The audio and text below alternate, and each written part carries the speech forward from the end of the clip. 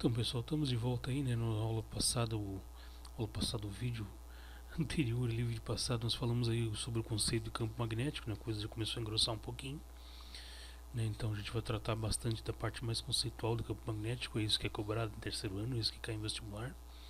Não é ficar falando sobre ímãs, né?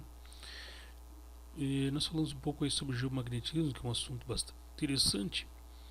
E a gente, né, eu acabei comentando que o campo magnético ele protege a Terra contra o vento solar.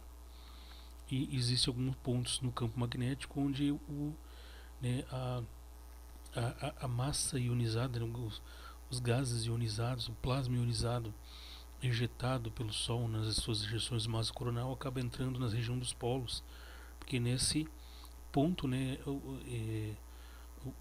a massa de gás ionizado acaba entrando perpendicular ali às linhas de indução e acaba sendo, né, entortado ali, né, defletido para dentro do campo. Na verdade, ele entra em aspiral, né? E isso ioniza os gases da atmosfera e cria aqueles efeitos que a gente chama de aurora, né? A boreal no norte e a austral no sul. Qual a importância de se ter campo magnético, né? De um planeta ter um campo magnético? Só para reforçando essa curiosidade aí que eu deixei passar e eu acho interessante salientar. O campo magnético da Terra ela protege várias coisas, né? Protege a vida na Terra, protege a atmosfera da Terra, tá? A radiação ionizante ejetada do Sol é perigosa, tá? Então, a radiação que pode causar mutações. Então, algumas das mutações ao longo da evolução, né, dos seres vivos talvez sejam decorrentes aí da exposição à radiação solar. Então, isso é uma ideia plausível, tá? E protege como todo a atmosfera.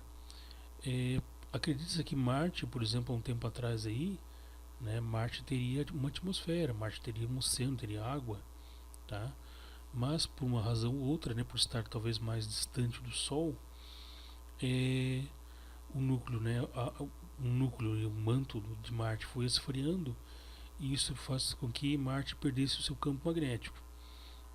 Então, digamos assim que a massa a massa de plasma ejetada pelo Sol, que a gente chama também de vento solar, acabou varrendo a atmosfera de Marte. Marte hoje tem uma atmosfera assim muito tênue, muito superficial, tá? Então essa é uma da importância, né, que os cientistas acreditam que o campo magnético tem, é manter, né, a atmosfera gasosa do planeta, né, em níveis adequados, como no caso da Terra, para, né, sustentar toda, né, a atividade que acontece, né, na hidrosfera, na litosfera, na própria vida, né, que existe ali.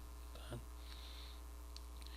Esse campo magnético da Terra ele é reversível, vai chegar um ano, não sei de quantos milhões, o sul magnético que agora está no norte geográfico vai passar para o sul geográfico e o norte magnético que está lá no sul geográfico vai passar para onde hoje está o sul magnético, ou seja, os polos vão inverter. Né? Quando isso ocorrer, a parte vermelha da bússola vai apontar para o lado oposto. Até que isso já aconteceu algumas vezes, tá? Os polos magnéticos da Terra eles vão caminhando, eles se movimentam, eles não ficam no mesmo ponto. Inclusive existem flutuações desse campo magnético. Tu vê um mapa de campo magnético da Terra, tu vai ver que ele não é assim tão bonitinho como está apresentado na figura aqui, né? Ele tem flutuações, é como se tivessem polos em outras regiões, tá? Tem algumas flutuações, né? Ele não é tão uniforme assim, tá longe de ser um campo magnético uniforme. Ele é uniforme para mim aqui, porque, né, por mim aqui estão passando linhas de indução agora do campo magnético da Terra, então, porque a Terra é gigantesca, tá? Mas do ponto de vista global, do ponto de vista da escala de tamanho da Terra, o campo ele não é uniforme, tá?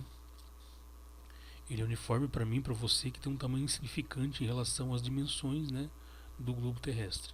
Então, para mim, estão passando linhas praticamente, né, paralelas e uniformes, tá? Então, o campo magnético para nós aqui na nossa, passando por perto do nosso corpo aqui é uniforme. Mas você consegue se visualizar o campo magnético da Terra lá da Lua, né, de alguma forma, né, enxergando o macro, tu ia ver que esse campo magnético não é assim tão uniforme. Ele tem várias entrâncias, várias falhas, vários entornos, né? Então não é tão bonito assim, como está pintado aqui nessa figurinha, tá? Mas então tem, e hoje, né,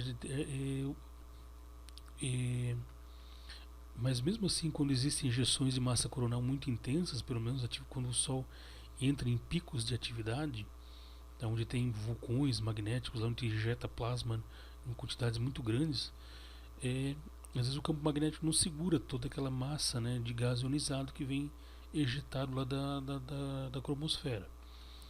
Então o que acontece? Parte desse material ionizado acaba entrando, passando pela magnetosfera, né? Sim, o campo magnético da Terra a gente chama de magnetosfera. E acaba atingindo satélites, acaba atingindo sistemas de comunicação, pode causar colapso, queima de aparelhos. Tá? Então hoje o perigo real também seria esse. Né? Se de repente o campo magnético da Terra apagasse, a primeira coisa que ia sentir o impacto disso seria as telecomunicações. Porque, né, massas de gás ionizado iam atingir, cargas elétricas iam atingir, né, antenas, sistemas de transmissão, tudo ia ser uma desgrama só. Além dos efeitos a longo prazo, né, então nós ficaríamos muito suscetíveis ao campo magnético da Terra, não poderíamos, né, seria muito perigoso sair na superfície, então a gente teria que andar com roupas espaciais, com roupas de astronauta, tá? Então seria uma loucura grande aí. E vai chegar uma época que o campo magnético da Terra, antes de inverter, ele vai colapsar, ele vai se tornar muito fraco, quase zero. Então você não sabe que época que isso vai acontecer, sabe-se que ele está começando num processo de inversão lenta e gradual, mas o campo magnético da Terra está começando o processo de inversão. Então provavelmente ele vai, né, falhar, desligar, ficar muito fraco antes de fazer a inversão. Tá? Então você encontra vários artigos e materiais sobre o campo magnético terrestre. Então foi um trabalho até que eu fiz no meu curso de física, isso foi sobre geomagnetismo. Tá? Tem um documentário, não sei se ainda está no YouTube, que é um documentário em 5 vídeos, que é Magnetic Storm, tá? Tempestade magnética.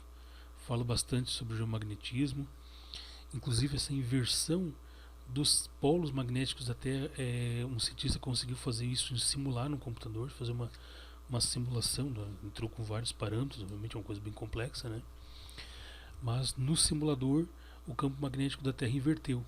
Tá? Então isso que se espera que aconteça. Existem evidências geológicas de que o campo magnético da Terra, né, já teve os polos invertidos, e um cientista, um geocientista, ele conseguiu fazer essa simulação no computador e realmente ele verificou que ocorreu, né, na hora que ele estava rodando o algoritmo dele para fazer a simulação, ele verificou a inversão dos polos magnéticos da Terra. Então muito interessante. Então de repente procura no YouTube Magnetic Storm, né, tempestade magnética. Então é um documentário bem interessante sobre geomagnetismo. Certo, só esses comentários aí, então. Então nós vimos aqui também, pessoal, né, a questão do vento solar, então que essa ejeção de massa coronal, né, coronal porque vem da corona, região mais externa do Sol ali, onde a gente tem gás, né, hidrogênio, hélio, né, e outras tranqueiras mais ionizadas, que se atingirem a Terra pode causar, né, danos aí. Nós vimos também campo magnético uniforme. Campo magnético uniforme é aquele campo cujas linhas de indução são paralelas. Eu tenho linhas de indução paralelas e isso gera o que a gente chama de campo magnético uniforme. Tá? Como a gente vê nesse imã aí, nesse perfil de imã em U. Pessoal, agora aqui uma parte muito interessante. Nós não vamos estudar campo magnético gerado por ímãs de Barra, né, por ímãs permanentes. Nós vamos gerar campos magnéticos gerados por corrente elétrica.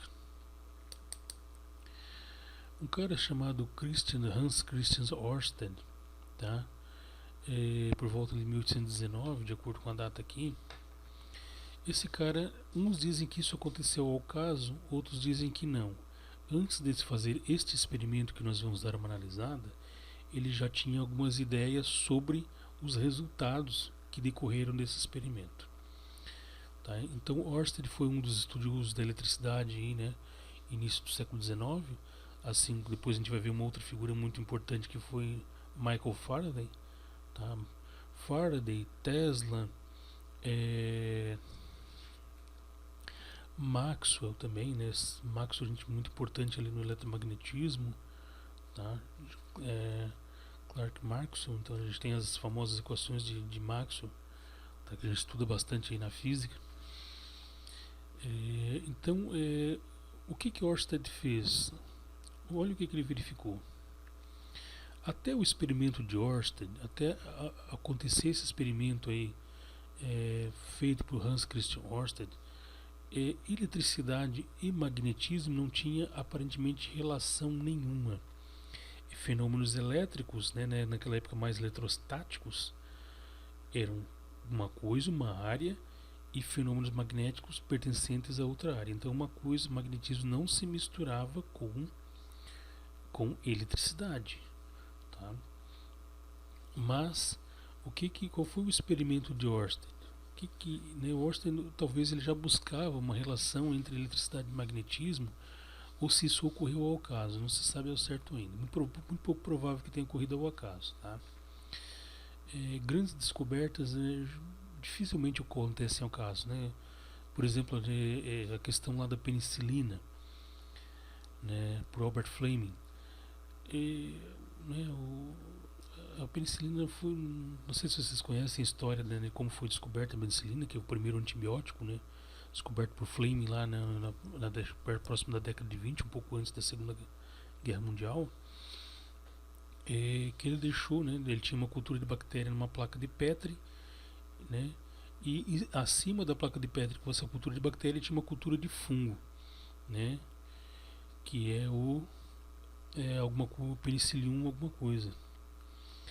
Então, desta placa de Petri onde tinha cultura de fungo, escorreu uma substância que pingou na placa de Petri abaixo, onde tinha cultura de bactéria. E gerou, né, o Fleming observou que onde pingou aquela substância lá da placa de Petri que continha os fungos, o penicillium, matou as bactérias. Então, estou misturando tudo já. Fleming associou alguma coisa que o fungo produzia que matava a bactéria. Estava descoberta, né, a penicilina. Por que eu estou falando? Por que a penicilina tem a ver com a descoberta de Ørsted? Que aparentemente foram duas descobertas ao acaso, né? A penicilina foi, claro, mas para te achar uma grande descoberta de um evento que acontece ao caso, tu tem que estar muito antenado, né? Tem que ser uma pessoa muito antenada no que ocorre, tá?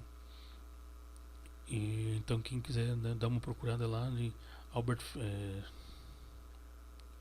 esqueci o nome dele, alguma coisa Fleming, né? Acho que não sei se é Albert Fleming, não. Esqueci agora. Mas foi, bota lá no Google a descoberta da penicilina, você vai ver que foi uma descoberta entre aspas ao acaso, tá? Uma baita descoberta, né, que foi o precursor dos antibióticos, né? E o Ørsted aparentemente fez esse experimento também, né, e obteve uma coisa ao acaso. Então vamos lá ver o experimento dele. O que o Ørsted fez, pessoal? O Ørsted fez o seguinte: ele verificou, ele ligou, pegou uma bateria, né? Ele já estava usando bateria até antes, né, do experimento do Ørsted. Não se fazia muitos experimentos com eletricidade, com elerodinâmica, era mais a questão eletrostática. Existiam, né, as baterias nasceram ali depois com Alexandre Volta, né? Hoje o termo voltagem, volt, vem de Alexandre Volta, foi quem criou a primeira pilha, né, a pilha de volta.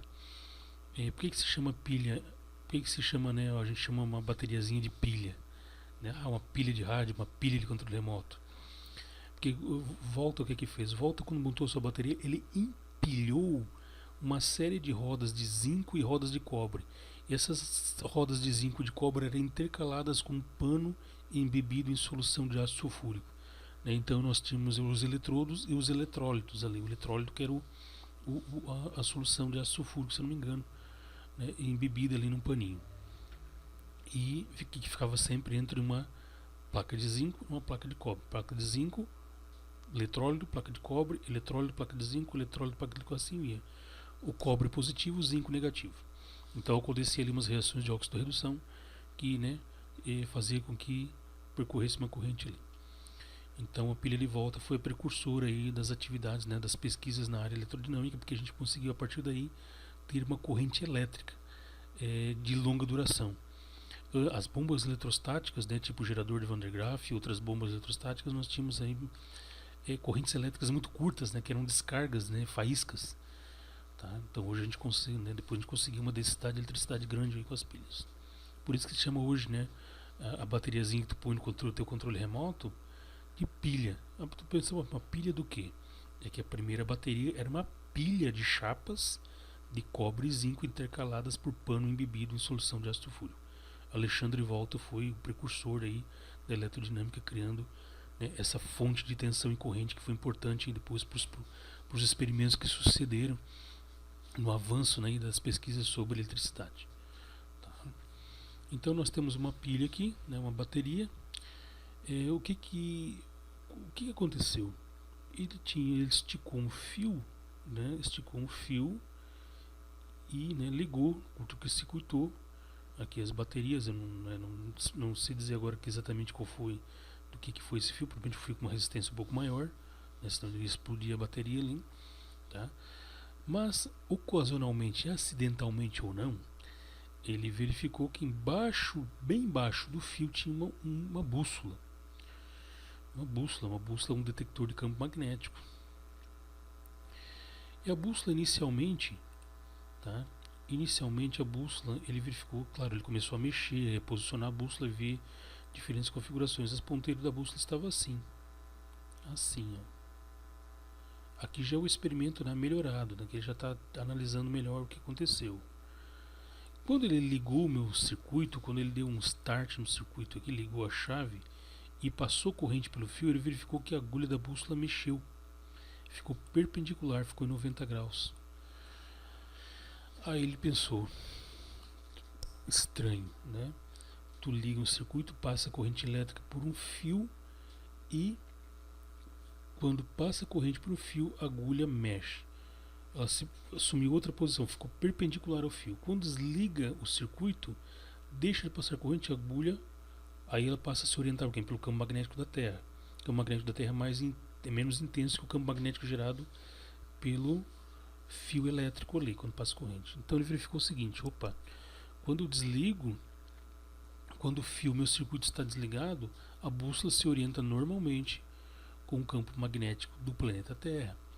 Mas no momento que eu ligo o meu circuito e passa a corrente elétrica pelo fio, né, e a minha bússola mexe, ela sai da posição, roda e fica perpendicular ao fio, ou seja, o fio gera um campo magnético. E esse fio gera campo magnético quando está passando corrente elétrica. Isso aí, meus queridos, foi o pontapé para tudo que nós temos aí hoje em questão de geração de eletricidade. Tá? Então hoje tu tem uma lâmpada na tua casa, tu tem o teu celular, pode contar que quem deu a pontapé inicial ali foi esse cara, foi Ørsted, que ele descobriu a relação entre eletricidade e magnetismo. Tá? Então esse cara aí, Ørsted, Faraday, são os dois caras aí que, né, que criaram os bolsos, que deram um pontapé inicial para tudo que a gente tem aí em termos de eletricidade. Graças a esses caras aí a gente tem as usinas, a gente tem os geradores, a gente tem tudo, tem eletricidade na nossa vida. Tá? Então o que Ørsted provou? Opa, corrente elétrica gera o campo magnético. Ao passar corrente elétrica por um fio condutor, esse fio condutor gera ao seu entorno um campo magnético. Então quando eu tenho corrente elétrica passando aqui pelo condutor, ao entorno do condutor eu vou ter campo magnético. E como é que é esse campo magnético? São linhas formadas por linhas, as linhas de indução são linhas concêntricas que se formam ao redor do condutor. Tá? Então, né, aqui uma visualização esquemática do que se visualiza. Então o campo magnético ele roda, ele está girando, né, ao entorno do condutor. Tá girando. Se a corrente vai de um lado para o outro, gira um sentido. Se a corrente inverte, o campo magnético gira para o outro. Ou seja, se a corrente vai da esquerda, como aqui no fio da esquerda para a direita, o campo magnético tem sentido, né, tem sentido anti-horário. Se a corrente for da direita para a esquerda, o campo magnético vai ter sentido horário. Então muda. Tá? O sentido da corrente faz o campo girar para um lado ou para o outro. A gente vai ver depois pela regra da mão direita que eu posso determinar isso. Então isso foi um passo muito importante, né? A descoberta da relação entre eletricidade e magnetismo. Isso foi, né, muito importante, certo? Mais tarde vai chegar um cara chamado Michael Faraday, que é um cara que não tinha muito conhecimento teórico, né? Faraday não tinha uma formação matemática, mas Faraday era um ótimo cientista experimental. Aí Faraday, né, diverte várias discussões com colegas, né? Faraday ele vivia ele era, como se diz, ele trabalhava em restauração de livros, então ele tinha contato com muitas obras. Ele era influente também, assim, então pelo sua capacidade experimental. Aí Faraday pensou o seguinte: opa, se eletricidade gera magnetismo, se corrente elétrica gera campo magnético, será que o oposto pode acontecer? Campo magnético pode gerar eletricidade? E sim, né, lançou os pilares para a indução magnética, para os geradores que existem na usina, para os dínamos, para os alternadores. Campo magnético pode gerar eletricidade. A gente vai ver depois da indução, né, que Faraday tinha razão. Ele pensou: opa, o seguinte pode ocorrer. Se eu movimentar corrente elétrica, eu vou ter um campo magnético. E se eu movimentar um campo magnético num condutor, eu vou gerar nesse condutor corrente elétrica. Passo importantíssimo aí para geração de energia elétrica através de movimentação de campos magnéticos. E que nós temos no gerador, por exemplo, na usina, é um campo magnético sendo movimentado ao redor de um condutor. Campo magnético atravessando fios condutores e gera energia elétrica. Porque campo magnético movimenta a carga. A gente vai ver depois, né? E campo magnético movimenta a carga. Campo magnético gera uma força sobre os elétrons e movimenta esses elétrons. Ou seja, campo magnético gera corrente elétrica. Campo magnético gera DDP. Tá? Então isso é importante também. Olha como as coisas são muito interessantes aí, né? E relacionando.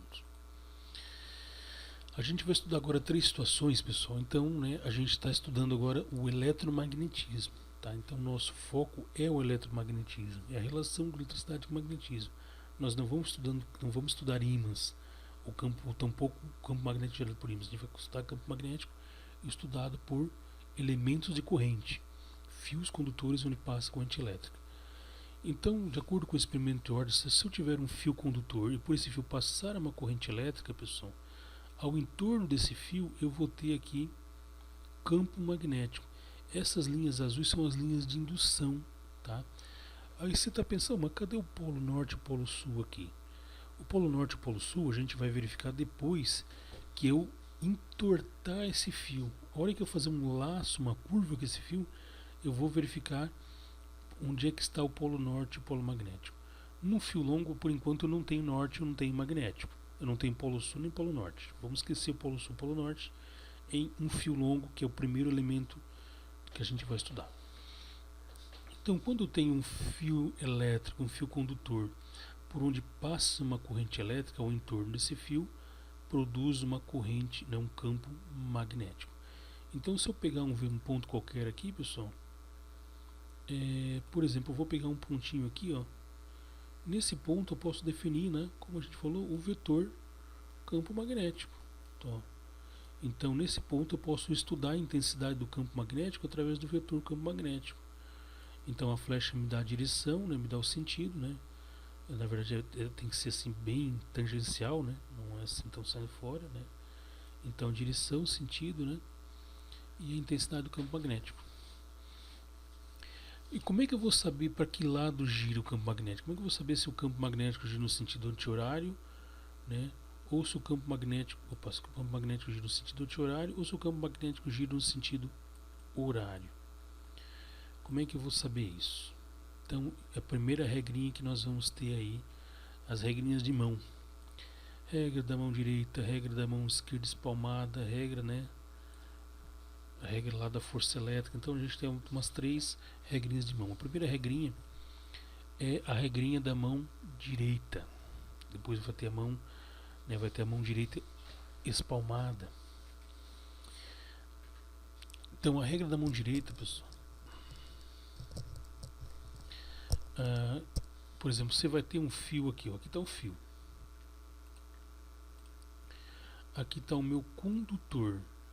Aqui está o meu condutor, meu condutor está passando corrente, tá vendo a flechinha aqui, ó? a flechinha está apontando o sentido da corrente. Então a corrente elétrica está vindo para cá. A flechinha aponta o sentido da corrente elétrica. Como é que eu vou saber a orientação do campo magnético? Isso funciona na prática, tá? Então eu vou pegar a minha mão direita, tá? Eu vou passar. Então vamos supor aqui, deixa eu ver. Imagina que isso aqui seja o fio. A corrente elétrica está indo de baixo para cima. Eu sei que a corrente está aqui, meu polo negativo, está aqui o polo positivo. A corrente elétrica está indo de baixo para cima. Eu vou pegar a minha mão direita, vou encostar no fio, o dedão apontando para a corrente. Se a corrente elétrica sobe, meu dedão está apontando para onde sobe. E eu vou agarrar o fio. Os meus dedos aqui, ó, vão me dar a orientação. Então o campo magnético está fazendo o quê? Ele está rodando no sentido anti-horário. Né? Então está aqui como se fosse, você está vendo aí o fio. A corrente elétrica está indo de baixo para cima, está indo para lá. O dedão aponta no mesmo sentido da corrente elétrica. E esses meus dedos aqui vão, né, indicar o sentido de rotação do campo magnético. Né? Então se a corrente aqui está subindo, né, o campo tem um sentido anti-horário. Então tu pode observar para a figura aqui, né? Isso aqui, essa setona aqui é um fio. A corrente elétrica está subindo, está indo de baixo para cima. Eu botei a minha mão direita, né, o dedão apontando para a corrente. E os fios, ó, esses meus outros dedos aqui, indicadora, né, lar, mindinho, meu, né, fura-bolo, mata-piolho, seu vizinho, eles vão aqui apontar e dar o sentido aqui de rotação do campo magnético. Ou seja, o campo magnético tem esse sentido aqui. Onde é que está o norte, onde é que está o sul? Aqui agora para fio longo não interessa onde é que está o norte, onde é que está o sul, tá? Digamos que o sul está aqui, né, e o norte está aqui, então tem infinitas posições norte e sul ali, mas a gente vai achar norte e sul de um eletroímã quando eu começar a fazer uma volta nesse fio, quando tiver uma espira. Aí eu vou saber onde é que está o norte, onde é que está o sul do campo magnético gerado por um elemento de corrente, uma espira. Fio longo por enquanto não, tá? Então, se eu pegar qualquer ponto a uma distância r do fio, eu posso achar o vetor campo magnético, ou seja, a direção, o sentido e a intensidade. Tá? A direção e o sentido eu vou ter que usar a regra da mão direita. Então, vou ter que usar a regra da mão direita. E a intensidade eu vou usar esta equaçãozinha aqui, campo magnético igual a μ0 vezes I dividido para 2πr. O que é esse R? Esse R é a distância do ponto onde eu quero verificar o campo até o condutor. Então eu tenho um ponto A aqui, uma distância R. Eu quero saber quanto é que vale a intensidade, qual é a força, qual é a grandeza ali, o número do magnetismo ali naquele ponto. A intensidade do vetor campo magnético B. Eu vou ter que calcular isso aqui.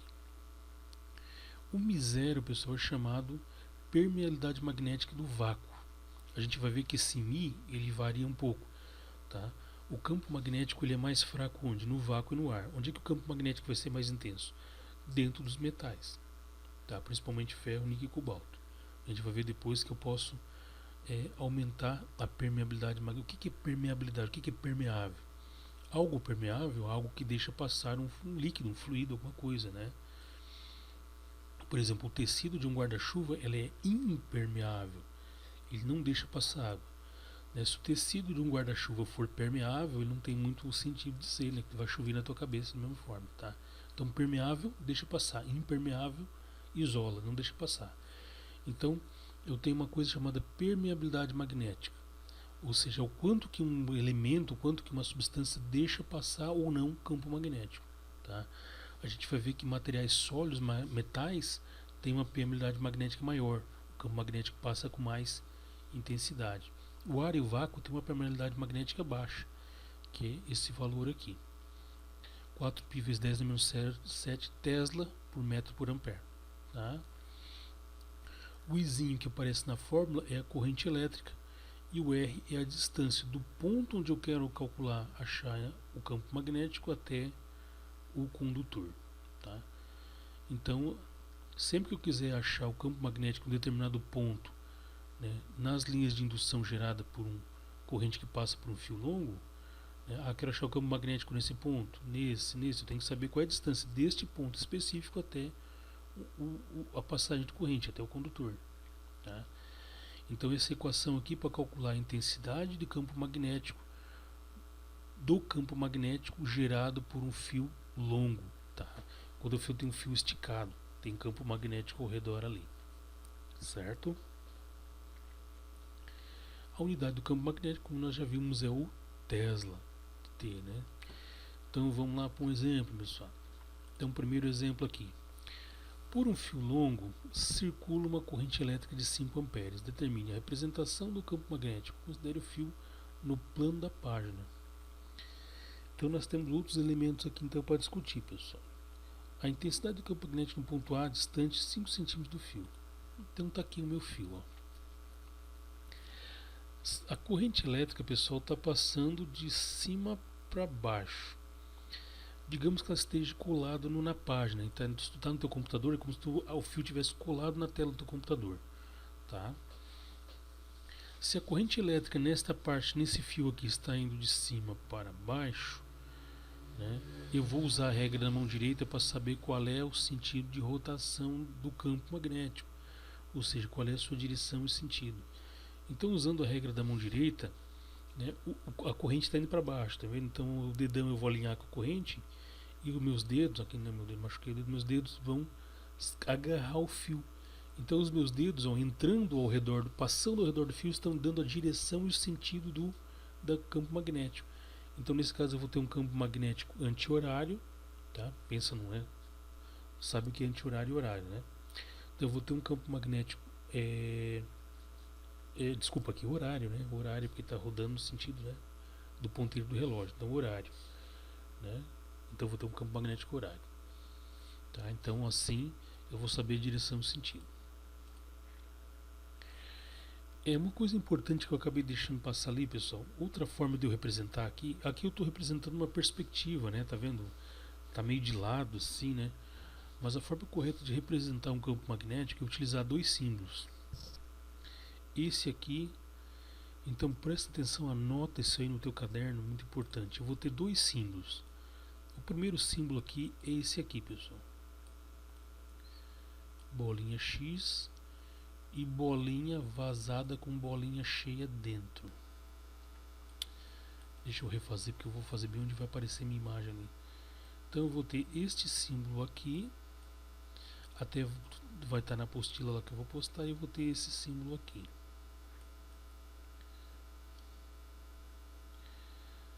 Agora presta atenção no seguinte, pessoal. Vamos supor que esse fio está aí, né, colado aí na tua tela. Né? Tu está vendo o computador? Vamos supor que seja um fio elétrico real colado na tua tela. Como é que vai ser o campo magnético gerado por esse fio? Nesse, pessoal, aqui, ó, a corrente elétrica está descendo. Então, se eu usar a regra da mão direita, pessoal, eu vou verificar que aqui, ó, o que vai acontecer? Aqui o campo magnético está saindo. Então essa representação aqui é campo magnético saindo da tela. Anota isso aí que é importante. Esse bola vazada com bola cheia representa campo magnético saindo do plano, saindo da folha. Saindo de onde? Saindo aí da tela do teu computador, da tela do teu celular. E quando eu faço assim, é campo magnético entrando na página, entrando na tela. Então de um lado, aqui de um lado eu vou ter assim, né, porque campo magnético entra e depois ele faz a volta ali por trás do fio e sai. Pelo amor de Deus, tem que entender isso, cara. Tem que entender, senão vai ficar foda o resto, tá? Então campo magnético saindo de onde? Saindo da página, tá? Saindo, isso aqui representa campo magnético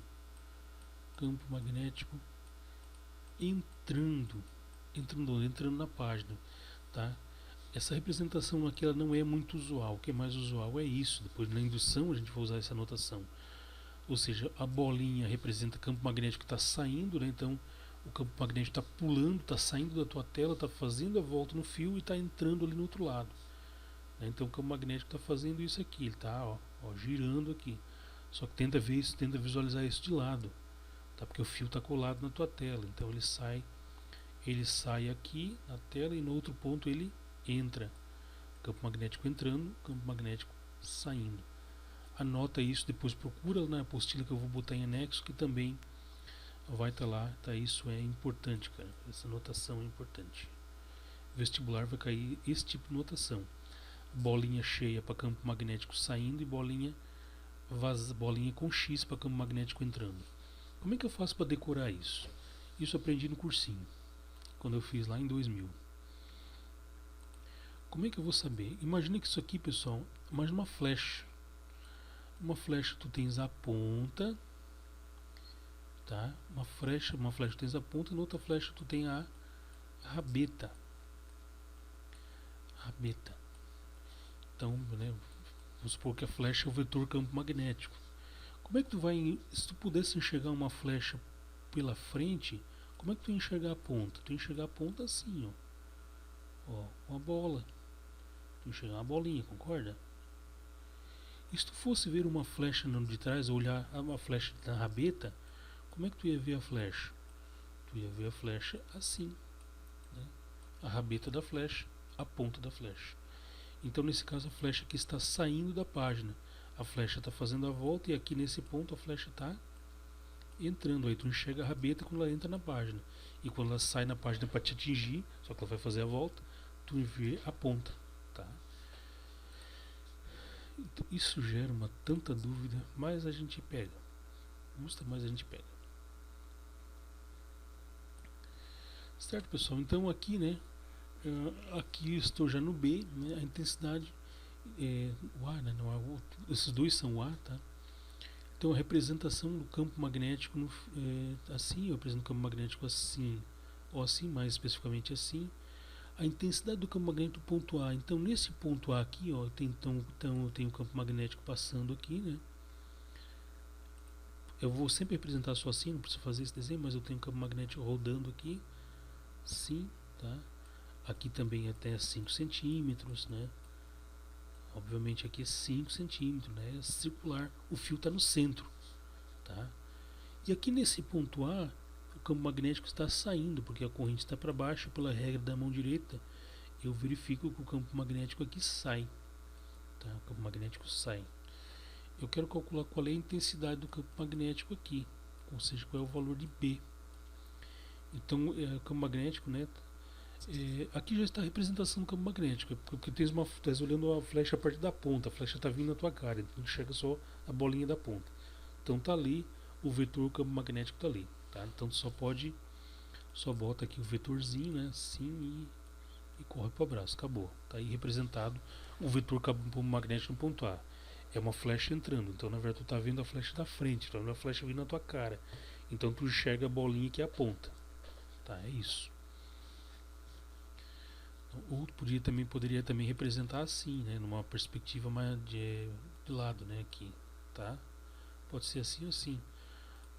Mas se o item B, tu representar assim apenas, tá ótimo.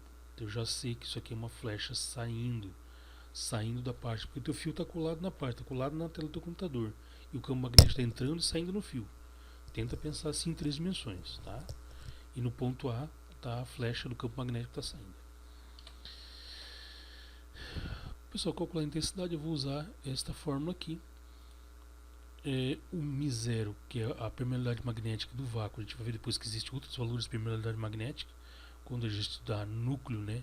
Núcleo de solenoide. Então vai ser 4π vezes 10 a menos 7. O que é esse 5? É a corrente por este fio longo. Passa uma corrente aqui, olhando para a letra I, de 5 amperes. Então I, corrente, 5 amperes. 2π, 2π. E o R, 5 centímetros em metros, tá? Ó, eu corto o π em cima, corto o π embaixo. Aí eu vou ficar com 4 vezes 5, 20. 20 vezes 10 a menos 7. Acompanha aí. 2 vezes... Isso aqui eu passei para notação científica. Eu botei a vírgula para cá, pulei 2 casas, fico 5 vezes 10 a menos 2. 5 centésimos aqui. Então eu vou ter, né, 20 dividido por 10. Eu já fiz aqui 20 por 10 dá 2. 10 dá menos 7 dividido por 10 dá menos 2 dá 10 dá menos 5. Então a intensidade do campo magnético no ponto A, situado a 5 centímetros do meu elemento de corrente, no meu fio, é 2 vezes 10 a menos 5 Tesla. Tá?